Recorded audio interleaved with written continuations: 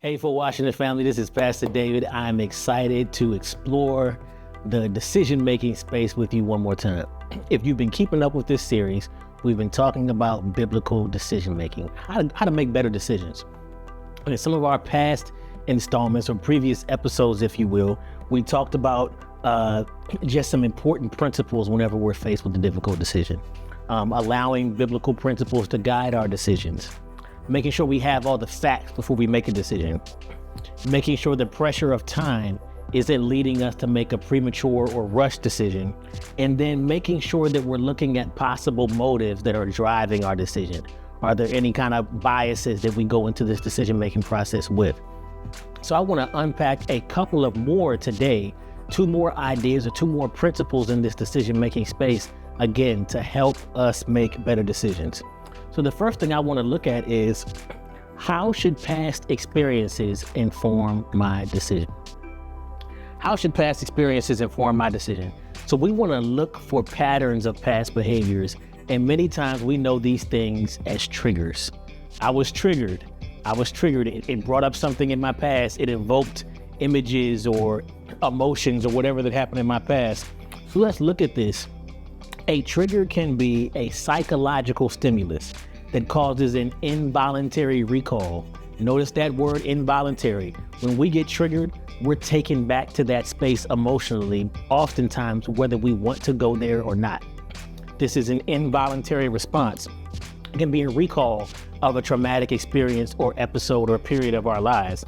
Sometimes this stimulus can be a scent or a sound or an environment, anything that reminds us of that previous bad place. And then if you also think about it, a trigger, as we know, is also part of a gun that's used to actually fire the projectile that comes out of that gun.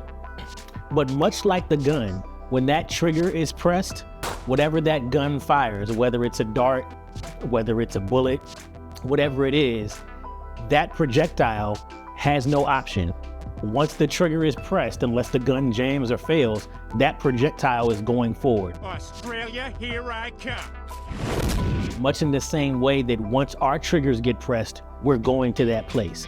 We're going to that dangerous emotional space that we typically don't want to be at.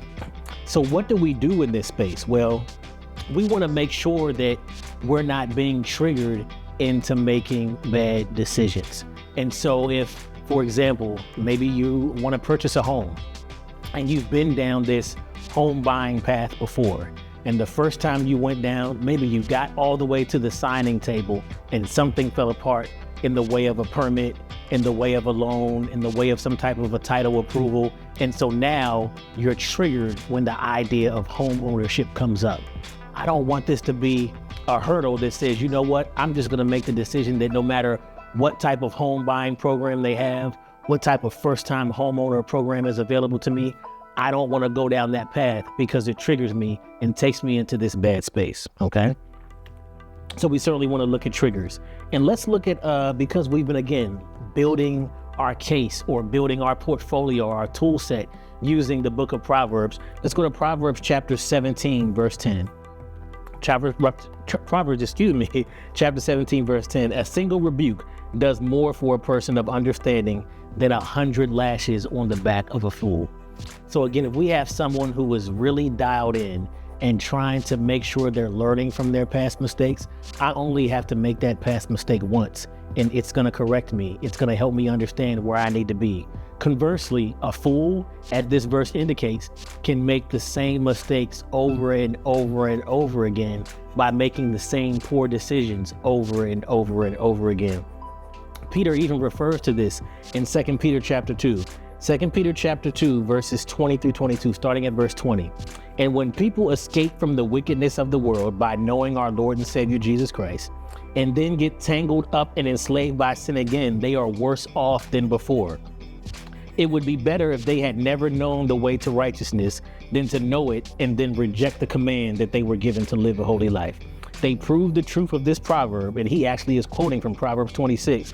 A dog returns to its vomit, and another says a washed pig returns to the mud.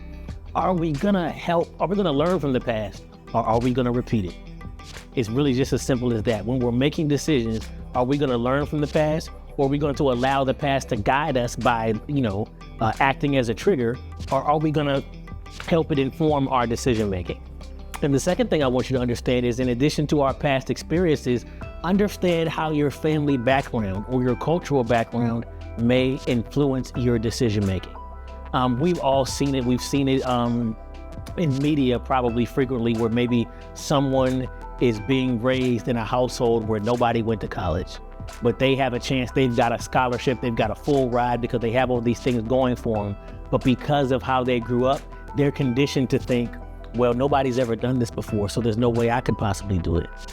That couldn't be further from the truth. Again, we want our past experiences to help guide us, but if anything, sometimes we want them to be corrective. If we see in our family, in our social circle, whatever the case may be, that no one has achieved this or no one has done this, we don't want to then condition ourselves to think that we automatically can't do it. Well, let's think, if they haven't done these things and they're in a place that we don't want to be, we want to be in a different place, we need to move away in our decision making.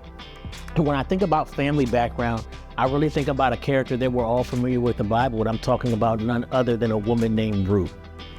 And those of you who aren't familiar with the story of Ruth, basically, she gets married, she's in a foreign land with her husband's parents. Her father-in-law dies, her husband dies, her husband's brother dies. So now it's just her sister-in-law, her mother-in-law. And this is a famine is going on. Her mother-in-law ends up going back to her homeland because she has nobody. And particularly, and you think about in these times, a woman needed to be covered by a man and taken care of by a man. So she's traveling back home, and she says to her sister-in-law, hey, I'm not expecting, her daughters-in-law, I'm not expecting you guys to go with me. You've lost your husbands, my sons, you have no ties to me, go ahead and go your separate way. But Ruth said, hey, I'm going where you go. Your people will be my people. Your God will be my God. Like, I'm not leaving you. The story continues that Ruth stays with her mother-in-law, Naomi. She ends up meeting a new husband, a man by the name of Boaz. You may hear a lot of women say they're looking for their Boaz. And he ends up basically reclaiming all of the property and all of the value, everything that was in Naomi's husband's name. It ends up being a very great tale, a story of restoration, and what the offspring of Ruth and Boaz's union become. I believe that they end up being, the descendants of Ruth and Boaz's offspring end up being Jesse, who of course son is David, who becomes the king of Israel and a man certainly after God's own heart. But because of the way that Ruth grew up, the loyalty that she felt for Naomi, that helped influence her decision-making process. She was loyal to Naomi, and she wanted to cover Naomi and be by Naomi's side and follow Naomi. So sometimes, again, we're just guided by our cultural experiences, guided by the way that we were raised. Help that influence positively and avoid the negative influence of our decision-making. And then lastly, hey, learn from your mistakes. Again, we're looking at our past experiences. Learn from these mistakes.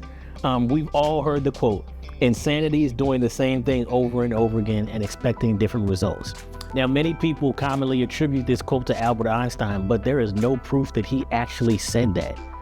In fact, this quote is actually correctly attributed to a civil rights campaigner and feminist writer by the name of Rita Mae Brown. I know you're like, Pastor David, I did not come here for Trivial Pursuit, but that is just a feather you can put in your cap for trivia night if someone asks you where that phrase originated. But it's true. If we do the same thing over and over again and expect different results, that really is the definition of insanity. So again, learn from our past experiences. Try to avoid triggers, make sure we're not repeating mistakes, and own our environment. Understand what our culture and family is going to do to influence our decision making. All right. The second pillar I want to stand up and add to our decision making toolkit is, what is the collective counsel of my community? What are the people around me saying about this decision? Proverbs 11:14, without wise leadership, a nation fails. There is safety in having many advisors. Getting advice from people. And then in Proverbs chapter 18, the first two verses, unfriendly people care only about themselves. They lash out at common sense. Fools have no interest in understanding. They only want to air their own opinions. So again, are you getting input, and not just from anyone, not just crowdsourcing input? I'm not saying that you should put a poll on your IG or Facebook and figure out what everyone votes for, but are you seeking the counsel of wise individuals in your circle? And I can think of something, a period in my life where this impacted me profoundly. When I was invited, or I was called, or I was welcomed, however you like to phrase it, to be a pastoral candidate. The first thing I did after praying, of course, and after discussing it with my wife, is seeking the counsel of other pastors. These are obviously individuals who had already made the decision that I was faced with. So I talked to several Zion pastors. I talked to some pastors outside of the church, outside of Zion Church. But again, I sought the counsel of people who I knew had already crossed this roadblock, had already overcome this obstacle or made this decision. Because seeking the counsel of someone who has no idea what this space is like, although their opinion might be valid if they know me well, obviously the collective counsel of those who have been in this space meant far more than anything I can get from just someone who had no idea what was going on. And so I want to also caution us that we can't seek the counsel of people only when we think we need it. These should be individuals that have not only already been through the decision that you're about to face, but people that have been in your life, that have been in your circle, that you've been spending time with, because they'll understand not only the decision itself, but they'll understand you and what you bring to this decision-making process. When you look at 1 Samuel 28, King Saul, the king of Israel, at this point, he's already disregarded God's commands. God had commanded him to do a number of things, namely to wipe out this community, wipe out this kingdom that he was overthrowing. And because he thought that they had some good stuff he should save, he didn't wipe them out completely. He was disobedient to God and disregarded God. And so he's about to go into battle, and the people he's about to go into battle with, he is deathly afraid of. Like, it seems overwhelming. And so he wants God's help. God isn't saying anything to him. Samuel has already died at this time. Samuel was the one who said that Saul was going to be king, and Samuel was the one who anointed David as Saul's predecessor. And so Saul doesn't know what to do. He goes and finds, the text says, a medium. He basically finds a witch or a palm reader or somebody who's going to try and get him some advice. This palm reader tries to bring Samuel back so that Saul can speak to Samuel about what's going on. And the medium is actually successful only because God allows her to be, just for Samuel to say, hey, you disregarded God. You're not just going to get his opinion or get his feedback now when you think you need it. Now you're in trouble, so you want it. But when he was guiding you all along, you disregarded it. So this counsel you're getting, again, hopefully these are people who are in your circle, understand the decision, but people that you've been doing life with. This is why it's so important. We talk about the company that you keep, there's tons of idioms associated with that phrase. But the idea is that if I'm spending time with wise individuals, I'm consistently seeking counsel. When I'm faced with this difficult decision, these relationships are already familiar. These lines of communication are already open. These people understand where I've been and what I've been going through. So a couple of questions that we want to ask ourselves when we're looking at seeking the collective counsel of our community. Avoid having many separate conversations. So seeking counsel of your community, I don't want community to be 100 people. There should be some trusted advisors that you speak. This isn't asking everyone that you encounter what they think about a decision, because you're going to end up with, as we see, too many chefs in the kitchen, so to speak. All right. Know the difference between selling and sharing. Am I trying to convince you of what I already want to do, or am I just giving you the facts and allowing you to make some input on those decisions? Don't sell them on what you want. Just share with them the decision that you're faced with. And then lastly, know when to open the circle.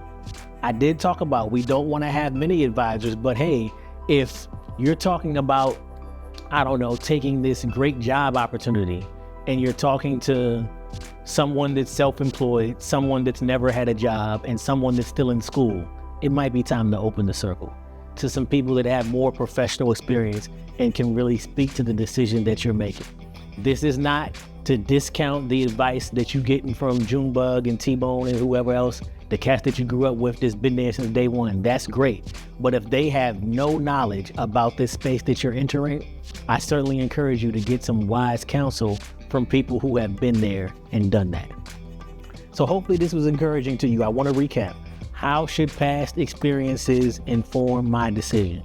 How should past experiences inform my decision? And make sure I am seeking the collective counsel of my community. Again, the goal here is to make the best decisions possible. Hopefully that was encouraging to you. Hopefully that helped you with your decision-making process. And we'll be right back in this space next time to look at some more pillars, some more tools to add to our decision-making toolkit. Take care and God bless.